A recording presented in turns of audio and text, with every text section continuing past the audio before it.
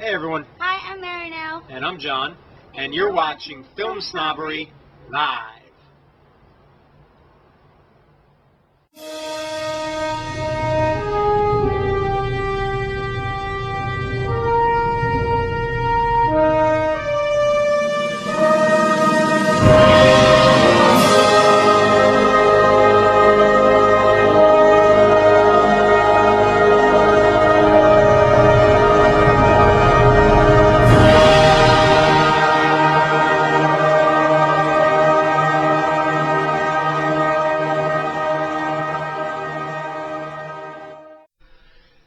Good evening, everybody. Welcome to Film Snobbery Live. I am your host, the Film Snob, Nic Baisley. We are back for another week of hopefully this thing not screwing up like it did last week.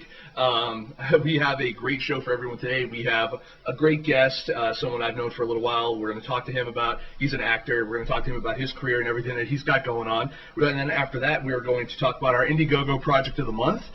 We have some more big news. Film Snobbery is partnered with a new service that's out there, and I'm really excited to talk to all of you about it. It's going to be awesome, and it's going to be great, and we're looking forward to that. I'm going to talk a little bit about more about Indie Picks Unlimited a little bit more as we go through the show. We've got a little bit of discussion we're going to rock out for you guys, and then after that, that's the end of the show. What more could you want? You know, for me, come on, I'm doing this for free. All right, guys, so let's get right on into it. I want to talk to about our first guest. He's an actor. He's in the New York area, but he travels all over the place. He does stuff. He does cool things with cool people, and he's a groovy person. He was introduced through mutual friends of ours, and I'm glad to have him on the show. Ladies and gentlemen, I want to welcome actor Jay Ferraro. Hello, sir. Hello, good sir. Nic, thanks for having me on the program. You do a great job every week here. Glad the show is back on the air. I'm really happy to be back on the air. It took kind of, it was all too, it took forever to get back, and we were trying to get things together, and I'm glad to be back, man. And glad to have you on the show, because I've been wanting to have you guys on the show, or you on the show for a while, only because you had me on something you did in the past, and I like to, repay the favor, and also you're a cool dude to chat with. So, how's everything been going? Yeah, everything's been going fine, plugging along, and like we were talking about off air, when we're not keeping busy when we're passionate, as you and I both are. We're just staring at the walls, going nuts, and if I'm not keeping busy on a day, I'm just in my underwear playing video games. So that's not really productive. Well, I mean, there's productiveness to that. I mean, I'm sure you're increasing your gamer score exponentially, but yes, I can imagine that the wife is looking at that and saying, like, shouldn't you be earning money or something like that? Yeah, that's the number one conversation we have daily. Now, I want to ask you, you are married to someone who's also in the industry with you, and do you, I find that actors especially, tend to get in relationships with other people that are also in the industry. Do you find that that's kind of like, it makes it easier because it's almost like they know what you're going through? Yeah, Nic, I think it does. I mean, I met my wife Lisa at film school at Hofstra University. We were both studying film there, both members of the Hofstra Filmmakers Club, and we actually met. I was on my way to a meeting, and she was leaving the meeting early to go catch the beginning of Lost, and we met, and we've been together ever since. But to answer your question, yeah, absolutely. The hours that I have to put in on set, the potential travel that's involved. If I didn't have someone who works in the industry and understands it, first and foremost, I don't think that person would have accepted to be my wife and put up with all the nonsense. But just the day-to-day life of I potentially have this great, I don't have it, and just being there for one another. So yeah, I think it's an excellent question, and it definitely helps that Lisa is in the industry as well.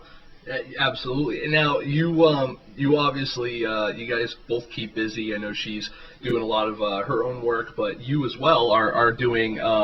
You've got some great work that you're doing as well, and I want to talk to you a little bit about that, and have been doing. You've got some stuff that you just got done working with Michael Fassbender on Shame. Tell us how did you get involved with that in the first place? I mean, was the audition process, or how does that work? Yeah, I mean, I got cast as his assistant in that film, and it's directed by Steve McQueen.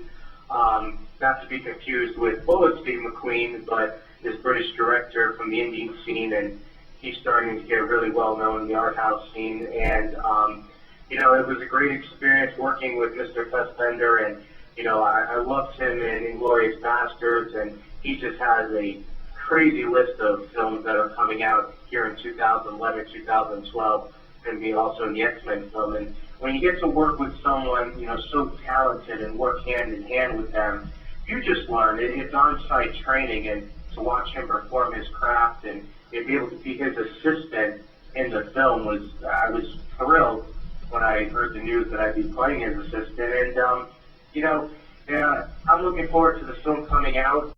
We'll see how it all plays out. And the most interesting thing about the whole process was that the entire crew, except for some of the below-the-line crew members, not saying that they're not as important, but they were all from overseas across the pond, so it was interesting to see that film dynamic as opposed to the New York, LA scene that I'm familiar with. Not saying it was a little more laid back, not saying that it was one side was better than the other, but it was just interesting to see the conflicting style of the filmmaking. And you also had another cool experience too. I mean, one of the people that I would like to interview and talk to, because he's also directing his first feature film. You recently were acting as a stand-in for Jonah Hill, and is acting like that as a stand-in? I mean, is there still like the same type of audition process as there normally is if you were going for a role? Yeah, there is. In fact, a lot of people wouldn't think so, but you do have to audition for that part and be able to give the commitment that is the entire duration of the film. And I was fortunate enough to land that part, working side by side with Jonah for 3 months on The Sitter, directed by David Gordon Green from Your Highness and, of course, Pineapple Express. And Michael DeLuca, one of the producers of The Social Network, was a producer on this film as well, and Josh Bratman and a bunch of other guys. Josh Bratman, of course, executive producer of Priest and some other films that'll be coming out soon. And, you know, working side by side with Jonah for 3 months and, you know, watching him do what he does, you know, I think he's one of the funniest actors around at the moment. And to be able to work with him every single day, and then to get to know him as well, to be able to talk movies. You know, we both have a love for the Coen brothers and Wes Anderson, and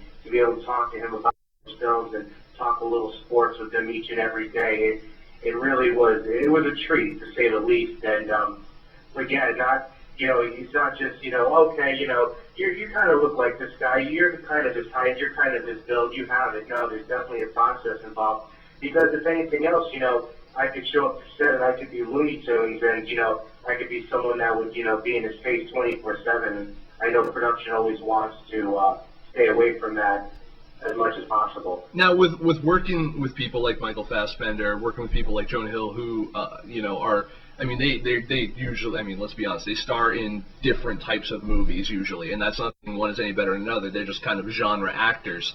And do you find going from one genre to another, or seeing these people work, how does it round out your experience as an actor? You know, it's a good question, because, I mean, you know, you think of Jonah Hill as a comedic actor, and basically a lot of these actors, people get typecasted or considered one-trick ponies, but then you see Jonah in Cyrus with John C. Reilly, and he absolutely knocks it out of the park.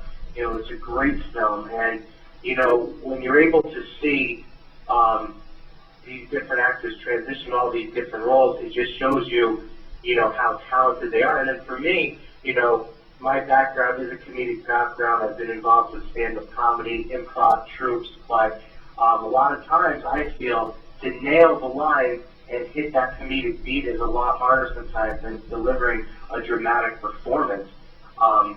So, you know, when you get to watch, you know, a Jonah Hill every day get all these comedic marks, and then watch a Michael Fassbender just nail this drama, it's pretty incredible to be watching on the big screen, but when you're watching it live, and you get to just take it in, it's a whole other different dynamic. And it's really almost hard to put into words and explain. But, you know, for me as an actor, to watch all these greats perform, like I always say, it's on-site training, and, you know, you could take all the classes you want, you could spend all the money you want going to all these different seminars and taking all these acting classes, but when you get to just be on set day after day watching, you know, the best of the best doing it, you can't put a price on it.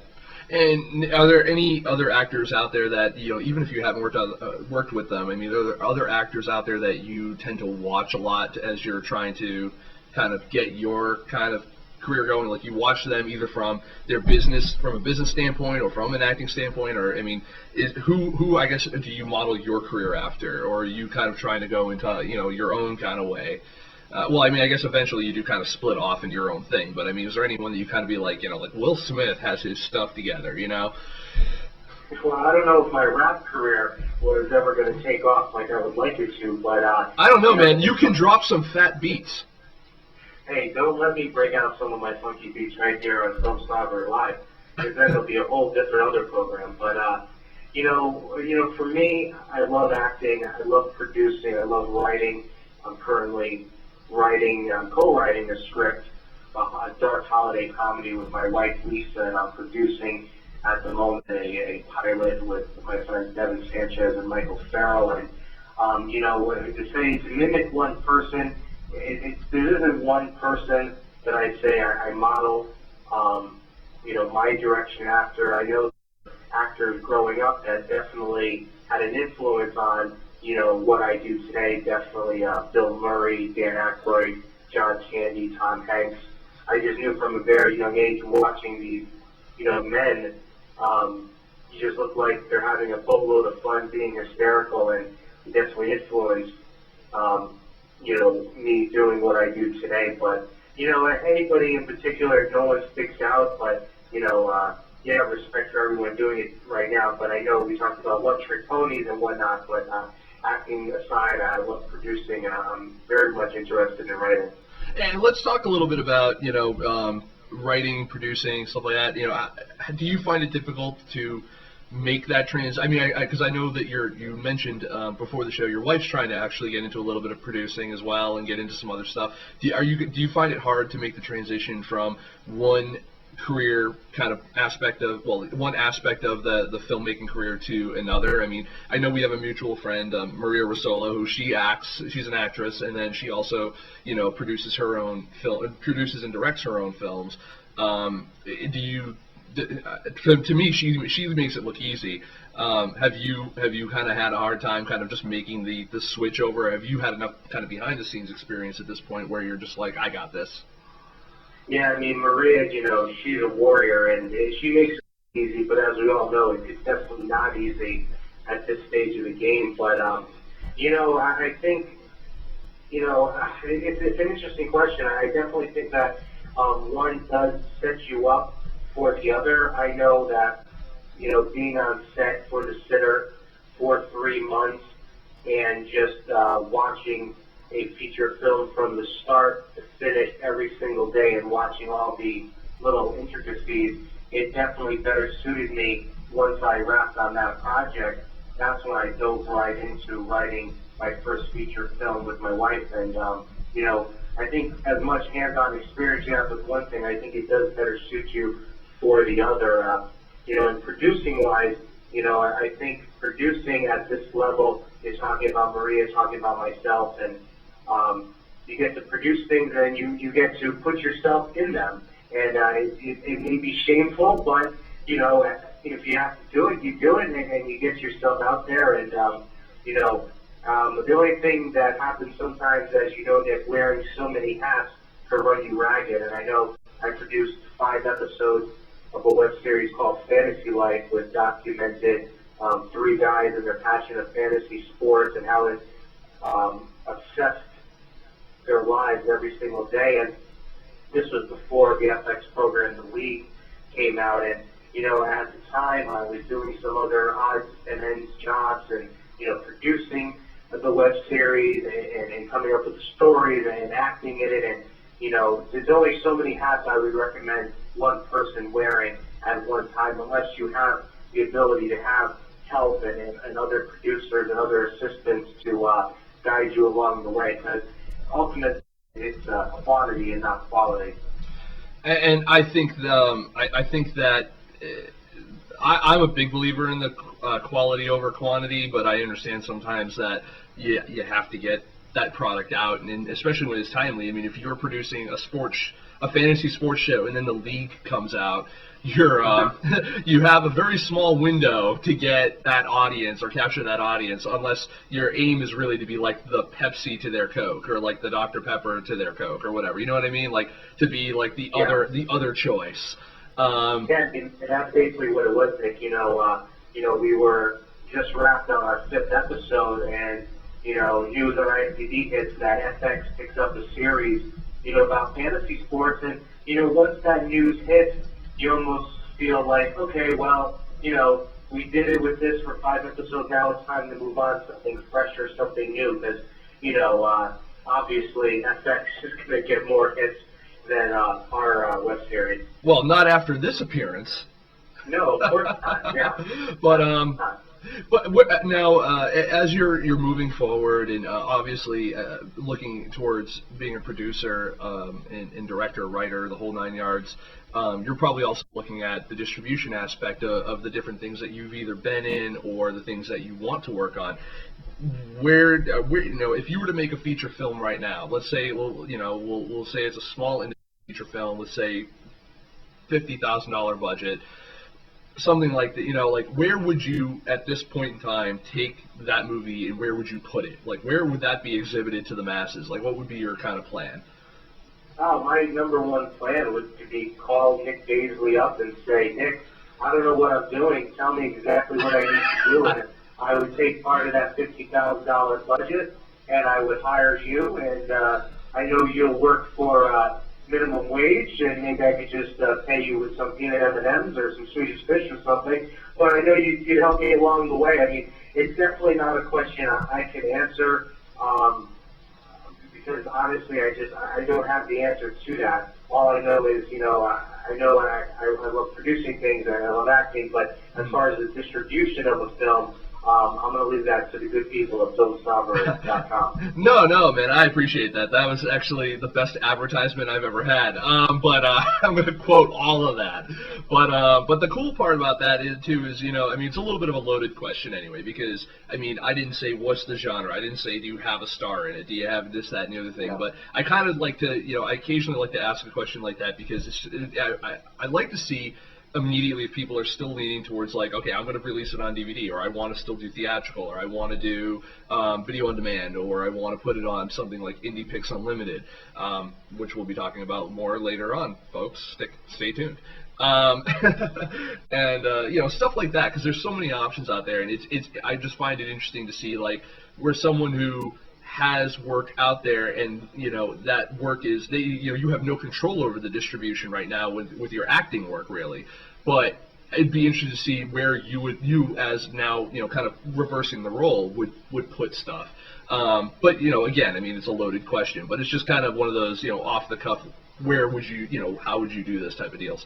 What would you do if, as they say? Yeah, hit all the film circuits as much as possible. Festivals, I know that seems like the best route, obviously, and there's a boatload of them. We have Tribeca going on right now here in New York, and I know the Staten Island Film Festival is just around the corner, and a film I was part of, Caught, with the before-mentioned Maria Rosolo was one of the producers on that project, and Lori Martini, and it was directed by 6-time Emmy Award winner Elizabeth Page. She's won a boatload of Emmys for her writing credits on one of the soap operas, and it's I can't think of the soap opera off the top of my head, but she directed the piece, and I was fortunate enough to work with her and work with Maria Rosolo, and that's going to be hitting the festival circuit, and I'm not sure what the budget was for that film, but it seems like just getting it out there to as many eyes as possible is the best route, and I know that's probably the most cliche thing I could possibly say, but it's cliche, but it's almost, a truth. There's nothing you can do but just keep getting out there to as many places as possible. No, absolutely. I mean, and that's especially how actors as they're progressing in their careers. I mean, that seems to be the it seems to be what a lot of actors are doing now. It's just like, just put me in as much stuff as possible, get me out there, get my stuff seen, and then that'll hopefully get me seen by the right people. And yeah, no, I completely get it. So, we talked about your coolness with being a stand-in for Jonah Hill. We talked about Michael Fassbender and you working on Shame with him. What other projects do you have kind of coming up after this? Well, we mentioned, The Sitter, and Right. during filming of The Sitter, Jonah asked me to be in the scene with him for the special features, which, Dick, I'm not going to lie to you, when he told me that, it was something out of a dream. I couldn't believe that he was actually, I had Jonah Hill standing in front of me, telling me, I wrote a scene for the special features, and I want you to be in it with me.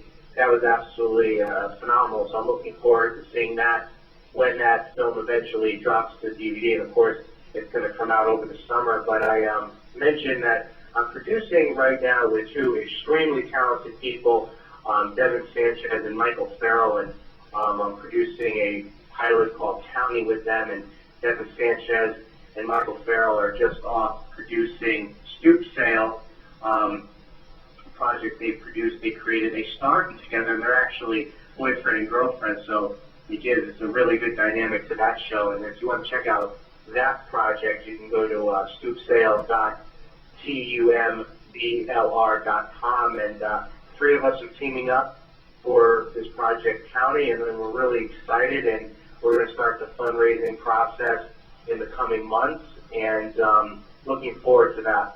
You guys are bonding together. You're like the JLA of independent filmmaking.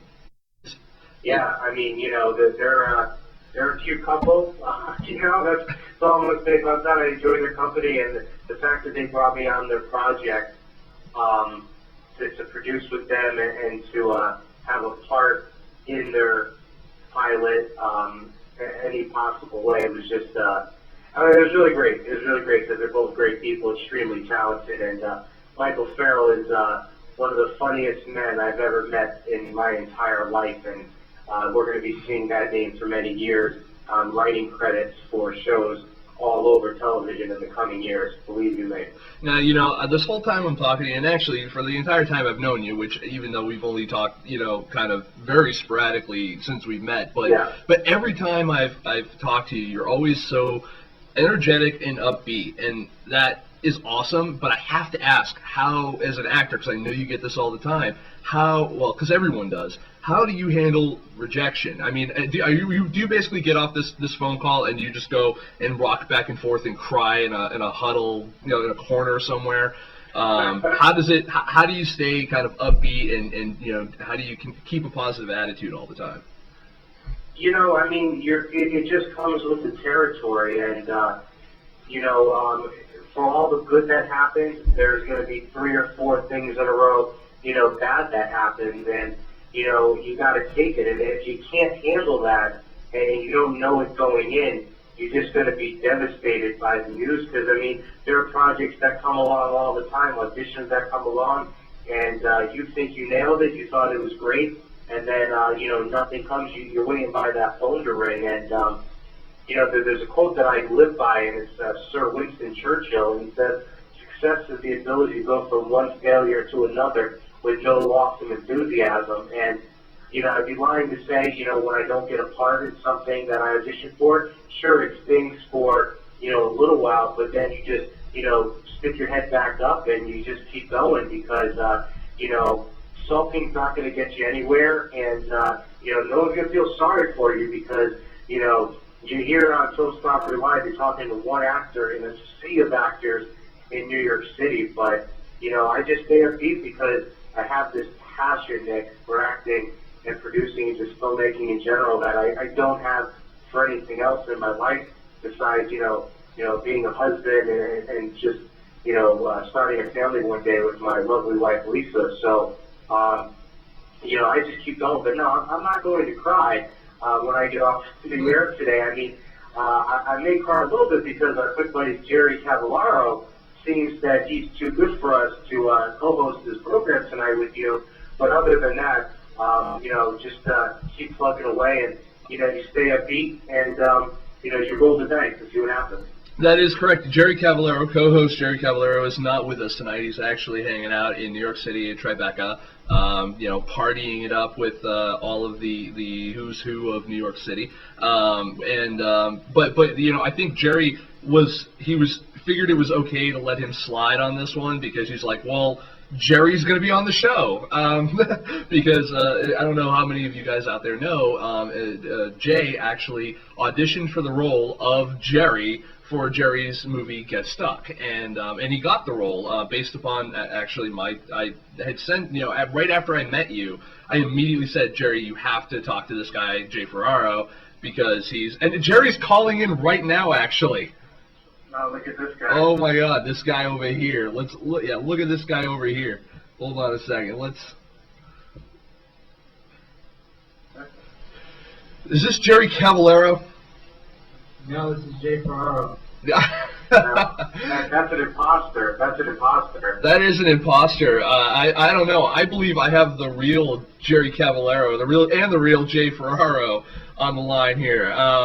Yes, Jerry, you caught us in the middle. I don't know if you were able to catch any of the show because Justin TV is being a little crappy tonight, but we were literally just talking about how I introduced you to Jay and he auditioned for the role of, you in Get Stuck. Yeah. That was very fortuitous. The one good thing Nick has ever done. They were all cursing your name out in the chat room, by the way, Jerry, because you'd been in Tribeca and you weren't here first off. But well, I made it, and they're gone. So you did, sir. And say our guest Jay Ferraro is on as well. You feel free to say hello to him, or not. I'm angry at him because he bailed on me for lunch today. Jay bailed on you for lunch today, Jerry? Yeah, no, I'm not angry, but yeah, we were supposed to meet in between movies, and he couldn't make it at the last minute, but it's cool. Yeah, we'll try to set it up for some other day while I'm at the festival. Well, Jay, let me ask you real quick. Jerry was off at Tribeca here, and how do you feel about film festivals? I mean, as an actor, is there still a lot for you to do there, even though, it's really, I find that film festivals are geared a lot more towards filmmakers and obviously film audiences, but not so much actors and actresses. Do you kind of find a place to muscle yourself in on there too? I enjoy going to them more to see other people's films than actually to see anything that I'm a part of, because a lot of times, I gotta be honest, I don't really tend to, care to watch myself in certain projects that I'm a part of. It's kind of weird to watch myself, and I can only see myself, so I'm not really interested in that aspect of it. But to be at these events and to be able to talk to other filmmakers and, get their sense of what they have to go through and just get to be in that whole environment with other people that are passionate is something that I enjoy. And just look, what was it now, maybe 2 years ago, maybe it hasn't even been that long, there I am just at a film festival with my wife, and here comes Nick Baisley with his beret, walking down the hall, and before you know it, you and I are having, dinner out with Maria Rosolo, and then all of a sudden, hey, you should audition for Jerry film, and I auditioned, and now Jerry and I are friends, and it's just how it works, and that's why those events are fun, more so than even seeing anything on the screen, just being able to just be in this community of all these talented and passionate people. Because, if you're submitting your film to a film festival and you're going through all those motions and you're doing all the Indiegogo campaigns and you're pumping everything out on all the various social media sites, you're serious about your craft, and those are the people you want to surround yourself with. And side note, Jerry, sorry I couldn't meet you for lunch today. Okay. So what I want to do right now is, because we're getting kind of at that part of we're at like the midpoint of the show, what I want to do real quick is I'm just going to throw in a quick ad for our good friends over at Wirecast. When we come back, Jay, if you want to stick with or not, it's up to you, but we're going to talk about our Indiegogo project of the week, and then we're going to we got a few other things that we're going to talk about to you folks out there, including Indie Picks Unlimited, and towards the end of the show, I'm going to talk to Jerry and just see how his first night, this was your first night, Tribeca, right? Yeah, it officially started yesterday, but today was the first day I was there. I've been there all day. All right, so we'll talk to Jerry about his experiences there, and if you want to chime in at all and do anything, Jay, you're more than welcome to stick with us. It's up to you. Yeah, Nick, I'm going to actually jump off the line. I have an early call time in the morning, but, thanks so much for having me on the program today. I really appreciate talking to you, talking about film with you. I could talk movies with you all day. Last time we were both doing this, we talked about Ghostbusters 3 for, I think, about a half hour, just you and I. Yep. So, yeah, enjoyed being on. Thank you so very much. Like I said, you guys do a great job here. And, Jerry, always nice to talk with you. Yes, because Jerry is awesome occasionally. And I'm sure you guys will talk more. Nick. I'm sure you guys will talk more soon, and we'll on that note, what we'll do is let's go to we'll say goodbye to our guest Jay Ferraro, actor Jay Ferraro, possibly producer Jay Ferraro, and when we come back from our little sponsor break, we'll talk about our Indiegogo project of the week, Zero Charisma. So folks, stick around. We'll be right back. Hi, Jay.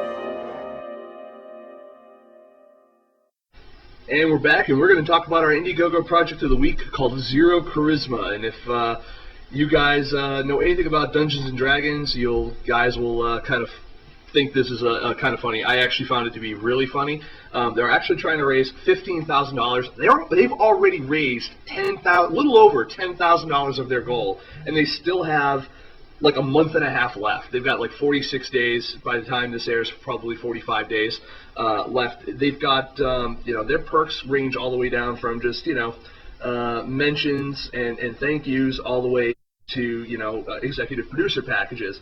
The film is actually being directed by Katie Graham, and actually she looks quite cute, just saying. And there's also writer-director Andrew Matthews, and produced by Thomas Fernandez.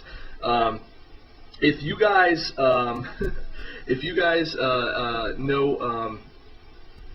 anything about kind of movies like this that kind of focus on kind of geek stories and stuff like that, Jerry Cavallaro is really good at writing movies about kind of awkward geeky people, kind of doing kind of cool things. You'll really appreciate Zero Charisma. The tagline is an comedy about the greatest dungeon master ever.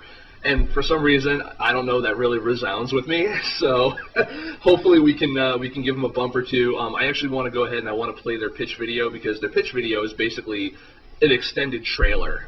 It's about 3 minutes long. So I'm going to actually let it play all the way out. I want you guys to kind of see it, enjoy it, love it, live it, learn it.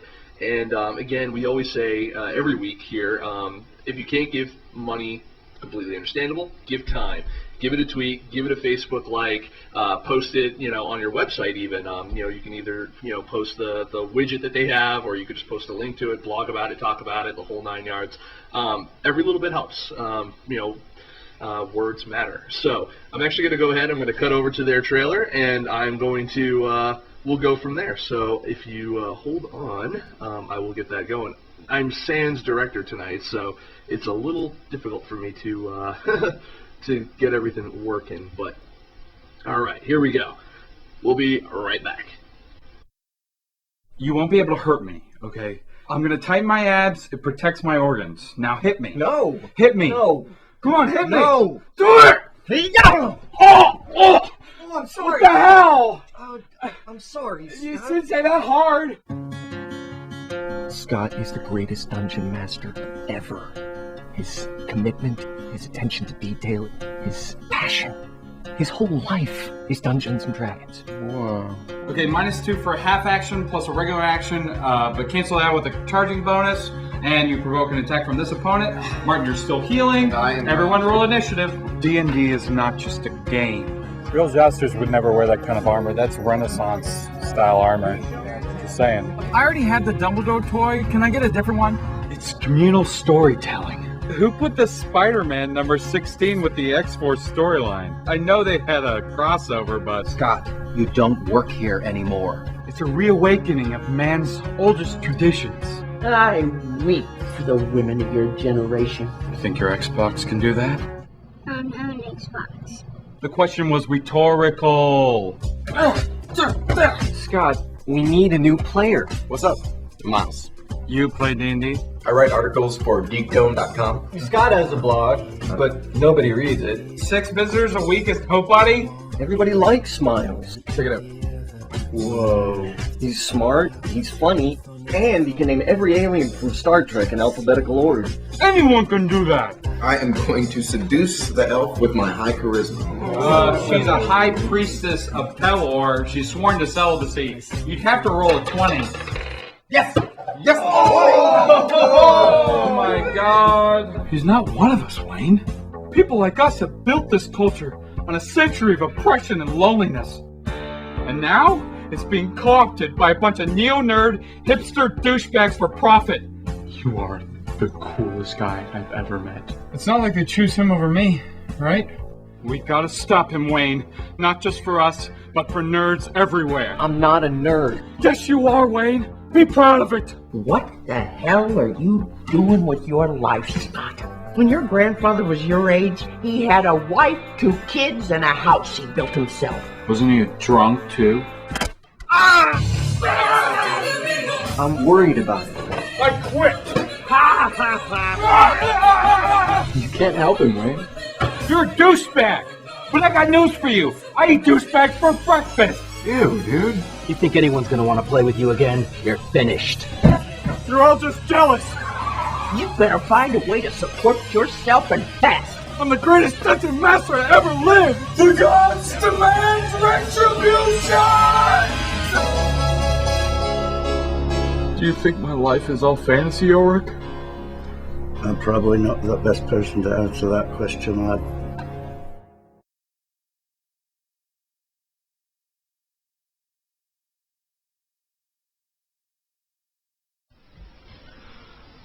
And that, folks, was Zero Charisma. You can go check them out on Indiegogo. They are indiegogo.com/Zero Charisma Movie. I picked this movie as I pick every movie every week. I always kind of I try to find something that I know not only is interesting to me, but I think would be interesting to you guys. Also, things that I think that actually have a shot at getting funded. I love to vote for the underdog, but there are some days where I'm just like, these guys, they're like 80% there, and they still got a bunch of time, so they're doing really well. And you know, getting these guys fully funded, getting them out there. I mean, come on, they're from Austin, Texas. I actually probably met some of these people. I don't even know it when I was at South by. I think that, you know, getting these out, you know, funded, getting them out there. I think that that's important. I think it's important for people who are trying to raise $2,000. It's just as important as people who are trying to raise $15,000. I think that everyone deserves a shot, and these guys are really close. So and this looked really funny and fairly well shot. I was actually, and the performances weren't half bad either in the pitch video. So I'm just really excited to share that with you, and I actually am really excited to share something else with you guys out there. Hold on one second. I'm going to go switch graphics again real quick here because I want to talk about one of our new partners. Over at indiepix.com, or actually it's indiepixunlimited.com. IndiePix Unlimited is actually the new streaming service offered by IndiePix. It's actually really cool. Kind of think of it as like a Netflix for independent films. You can actually use the link on FilmSnobberyLive.com. If you're on our site right now, you see below me there's a banner, and you can click on that link. And that actually, once you go there, you can sign up for your 1 month free trial. They're actually cheaper than the streaming service that Netflix offers. I think mine is $7.99 or $8.99 or something like that a month. Theirs is just $7.95 a month, and you get a whole slew of independent films. And I've browsed through their selection myself because I'm a member, and they've actually got some pretty decent flicks up there. Some of them I've already seen, a bunch I already haven't. And with what they've opened up with now, they're expected to get by the end of the year over 1,000 independent films up there. And by the way, did I mention filmmakers get paid? Filmmakers do get paid for when they sign up and have their movies on IndiePix's service. Hopefully, we'll be chatting with them a little bit more going forward as to how everything works and maybe a little bit behind the scenes and what goes on with IndiePix Unlimited. But again, you can go to www.indiepixunlimited.com. Get you can watch indies instantly. And like I said, sign up for their 1 month free trial. 1 month free trial, you've got nothing to lose. Maybe you find some movies that are, maybe you'll find some of those movies that Netflix hasn't been offering, and neither is Hulu or any of those other services that are out there.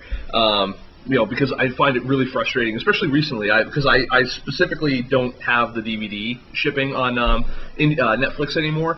I only have the Instant Watch. And I love the Instant Watch, I really do, because they've got a lot of TV stuff on there that I like to watch. Like I just did like an entire marathon of Scrubs recently, season 1 all the way to season 8, 9, whatever the hell it was. And then, but anyway, so I did all that. But whenever I want to go see an independent film, that isn't being sent to me for review or something like that, I always have to dig around for it. And some people are like, well, it's on Amazon VOD, or it's on Hulu, or it's on this or that, and it's just like, but I already pay for Netflix, so why would I go anywhere else? Well, you know what? Now you have an excuse to go somewhere else for all of your indie. You can go for $7.95 a month, and with a 1 month free trial, you can go to IndiePixUnlimited.com. Check it out. Click on the banner. Helps us out. Helps them out. Helps everyone out. So click on the banner on the site here at FilmSnobberyLive.com and get your piece of your indie. It's awesome. So I want to say thank you to them for partnering up with Film Snobbery to help spread their message, and in turn also help spread the wealth of independent film and spread the word out there. I'm happy to talk about it. I'm happy to use them, and hopefully you guys will really enjoy it as well. So that being said, just because there's another graphic, they've got things. It's awesome. So now is the time on Sprockets where we dance, and by that I mean we're going to have a conversation, hopefully with co-host director Jerry Cavallaro, and we're going to talk to him about his little trip to Tribeca, kind of off the cuff because I wasn't even expecting him to come in tonight, but we're going to talk a little bit with Jerry. Jerry, are you there? I am. Jerry is still here. Let's talk, man. What first of all, did you see any movies today? Yes, I saw 2. And what were they and how were they? I saw The Trip with Steve Coogan and Rob Brydon. I think I didn't screw up his name. I hope I'm not. I hope I didn't. And Janie Jones with Abigail Breslin. Okay. Okay. I enjoyed both of them. I liked The Trip more.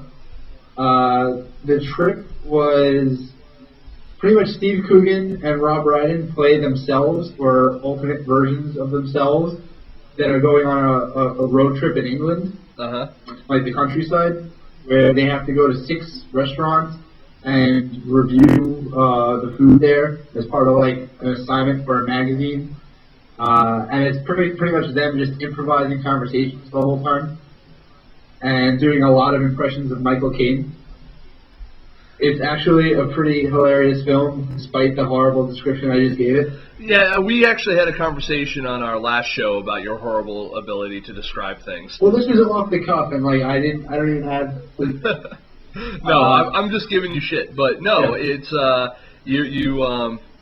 no, I got it. And Steve Coogan, like I just watched him again in The Other Guys, and he really only like you look at his character there, you look at his character in Tropic Thunder. He really does just play himself. No, but in this he's actually Steve Coogan. Oh, interesting. Yeah, well, this is a continuation of. They said it's like a spiritual sequel to Tristram Shandy, where he played himself doing a period piece or something like that. They said in this one he's like playing like a fictional version of himself, and he's like always talking about it with his agent in America, and like people only remember him in England for Alan Partridge, and he's trying to get more serious roles, and like they have conversations about whether or not he's as good as Michael Sheen. I think they talk about how he could do Frost better, and they're constantly arguing about who does the better Michael Caine impression. They're talking about they do a lot of different impressions. It's like that's the big part of the movie is impressions, but it's actually a pretty funny movie. Although it's like kind of dark and overly dramatic in places, and like I don't want to ruin anything, but it's like it's just like some parts are really lighthearted and funny, and then all of a sudden it's like very serious. But it's not really dramatic. It's like not serious for the characters that much. It's not like a major situation, but it just changes to drama really quickly. Gotcha. No, and that's no. That was actually a really that was actually probably one of your better descriptions that you've had recently. Okay, good. Yes. So now, Janie Jones. Let me go from beginning to no. Yeah, let's not. It was a good, that one was a good movie too, Janie Jones.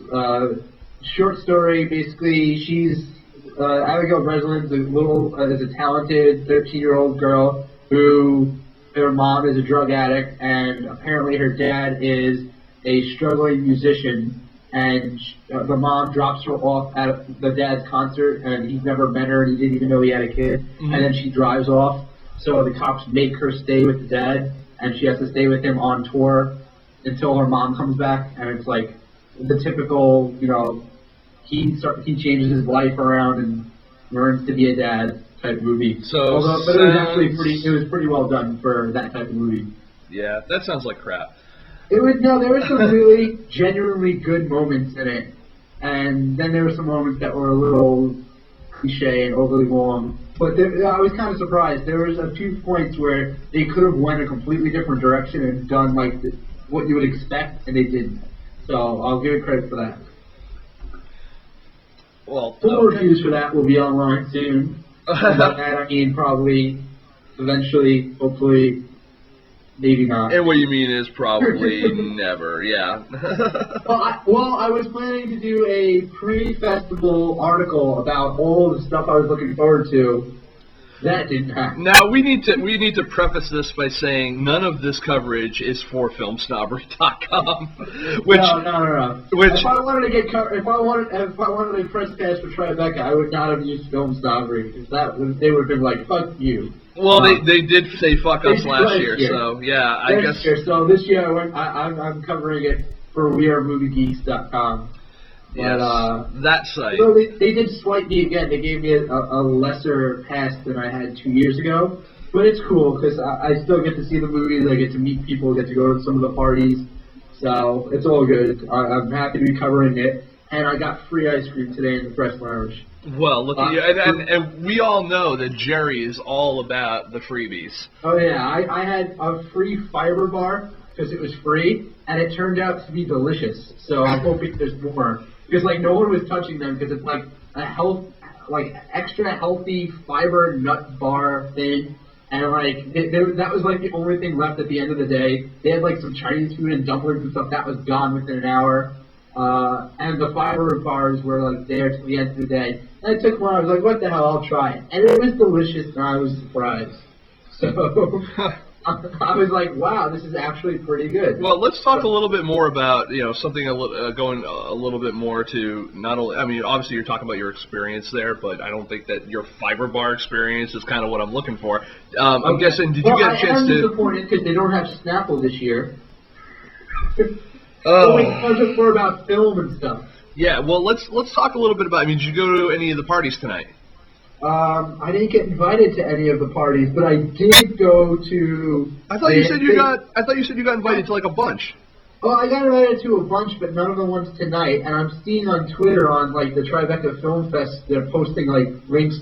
They're posting pictures from the Magnum ice cream party. I just told you how much I enjoyed the ice cream, and I took 3 bars, and I'm probably going to take more tomorrow. And there was an entire party that I was unaware of, but they're posting pictures, and it's like Rachel Bilson at the Magnum party. And I'm like, I didn't even know she was there at the festival. I didn't see her. Well, see, but there's a party going on right now for the ice cream company. This is why what I do at film festivals is I buddy up to like the festival volunteers and like the people who work like within the festival, like I did with our good friend Kelly Dare over at South by Southwest, who kind of like led me through, you know, all the cool stuff at the festival. And she recommended, she's like, you're going to the party tonight, right? And I'm like, well, which one? That's the problem though. Here, there's so many parties going on at different, like, and almost none of these parties are going on at Tribeca. They're all going on like at other locations.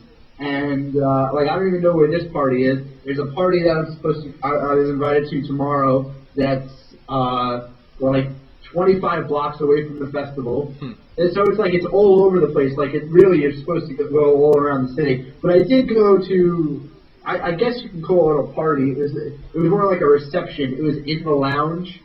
So, and they just like took the drinks away and then put out alcoholic drinks. So it's like they switched it up a little bit.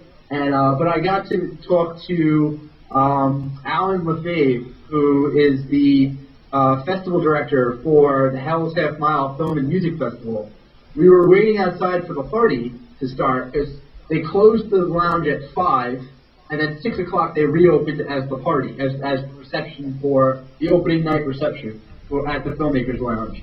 So I'm waiting outside because it's like the guy comes out and goes, "We'll let you all in 4 minutes." 4 minutes. So we're like, okay, you can't wait in there, but okay. I was gonna say 4 minutes. 4 minutes though seems like a very specific amount of time to wait. Yeah, I know.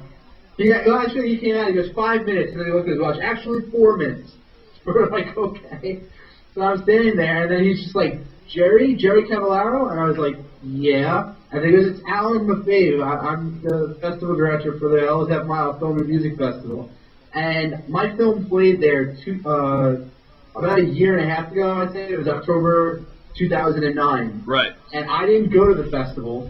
I couldn't make it. It's in Bay City, Michigan. I couldn't afford the trip, and it was right before the Orlando Film Festival, so I wasn't able.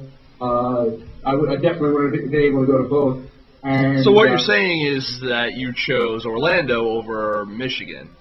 Well, it would have come out to about the same money, but Orlando was a longer festival. Orlando gave me free passes to Universal Studios, and Orlando is Orlando, and this was Bay City, Michigan. However, I wish I could have gone to both. I really do, because I talked to a few of the people that did go to the festival, and they absolutely loved it. They said it was one of the best festivals they've ever been to. Scott Storm actually said it's one of the best festivals he's ever been to. And if anyone knows the name Scott Storm, there's a good chance that you've seen Official Rejection. He's the main subject of that movie, and it's all about film festivals. So he should know what are the good festivals. And he loves the Hell's Half Mile Film and Music Festival, and he raved about it to me. He was just like, "You really should have came to this." So I really wish I could have went to both. And now after talking to Alan, he was telling me like all about the festival, how they're planning to what they're planning to do this year. The previous year, 2010 festival was much bigger than they expected, and they said it was a great turnout. Next year they expect to be even bigger. They have some really great stuff going on. They have like a whole street festival that they're planning. That like it's gonna be an open street festival, and then from there they're gonna it's gonna lead into the opening night of the festival of the actual films, which that's pretty cool. And it was just great talking to him. We were talking. He was asking me about stuff like Chuck, and I was updating him on that and telling him about some other projects. And it was really cool just getting to finally meet someone that I talked to only through email, like every once in a while. And, I did not even expect him to be there. Like I did not know. But remember, I don't know if you remember, Nick. I told you that the Hell's Half Mile Film and Music Festival, they had like a little thing in the back of the Tribeca press manual. I was like, I don't know why, but they're listed in there as industry, and like apparently you could purchase industry passes and then you get listed in the actual press guide. Right. So that's why they were there, because they bought press passes. They bought Industry passes. at the festival. So that was cool. Yeah. That makes sense. Now I'm going to try to track down other people that are listed back there, because I'm like, now I know that if you're listed here, you're at the festival. So be careful, because you're getting emails, people. Well, I'm going to go ahead now, and I'm going to say that it was very nice that you did eventually get to come on in here and talk with us tonight. I'm happy to have our good friend Jay Ferraro, who was in here earlier. Also was pleased to talk about our Indiegogo Project of the Week, Zero Charisma, tonight, and our new partner, Indie Picks Unlimited. We got to wrap it up for this week, but join us again next week. We've got actually, I know who our guest is going to be next week, and Jerry, wouldn't you know them, not personally, but you know of them. We have, and this has been long awaited for me, so that's why I'm building it up a little bit. I'm really happy. Our good friends, producer John Paul Rice, and we're going to finally end the Superman Clark Kent debate, and we're also going to have on director Edgar Michael Bravo, and they're going to talk about yes. That doesn't prove anything. He could just talk and then switch his voice up. Oh, I'm making sure I want them to talk over each other. I want to make sure that they're calling on separate lines and like the whole 9 yards. But they're going to be here. Join us again next Thursday, 10 p.m. Eastern Standard Time here at FilmSnobberyLive.com. And thank you very much. You can always contact us and find us on Twitter, twitter.com/FilmSnobbery. Leave us a message on Facebook, Facebook.com/FilmSnobbery. And read all of our cool reviews, interviews, columns. We've got some great featured columns over at www.filmsnobbery.com. We've got, I want to say a shout out to one of our newest writers, Benjamin Corman. He's reviewed a couple of films for us recently. He's got a couple more coming, and we actually just put a call out on Twitter for some new writers, and we got a lot of people that answered, so we'll see how many people actually end up submitting things and becoming part of the family here. If you guys all want to become part of the family, feel free to email us over at admin@filmsnobbery.com, and we'll send us a writing sample, and we'd be happy to take you on, and you can write some reviews, go to some film festivals like Tribeca or Hell's Half Mile or First Glance or Orlando or any of the other cool festivals that we've been to over the past couple of years. And I want to thank everyone who's been watching tonight. We had actually a pretty full chat room tonight, Jerry, for a while, because unfortunately it looks like Justin TV was having some issues tonight streaming. But I want to say thank you to Rain Tenchi and Mojave. She changed her name. She's not Mojave 44 anymore now. She's Mojave Musing. I always forget that. Waterholer, First Glance Film was in here. Our good buddy Bill Ostroff, who just finished another successful year over at First Glance Film Festivals in Hollywood at Raleigh Studios in Hollywood, California. And I wish I could have been there. I actually really missed that. I had a great time last year. For any filmmaker looking to submit there, that is definitely a film festival worth submitting to. I even, for my screening series, have picked things that they've officially selected as well in the past. It's a really great festival, great people. Usually they get really great films, great filmmakers showing up. It's always a great party. And I met Nathan Fillion and Seth MacFarlane last year, so you never know who you're going to run into.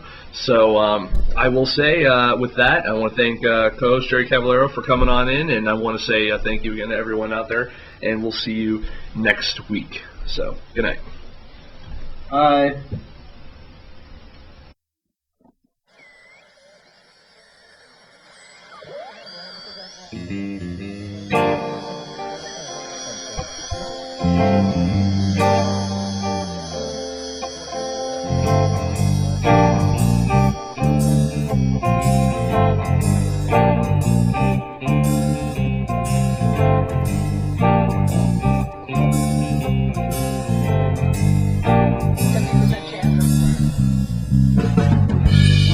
Stay so wise.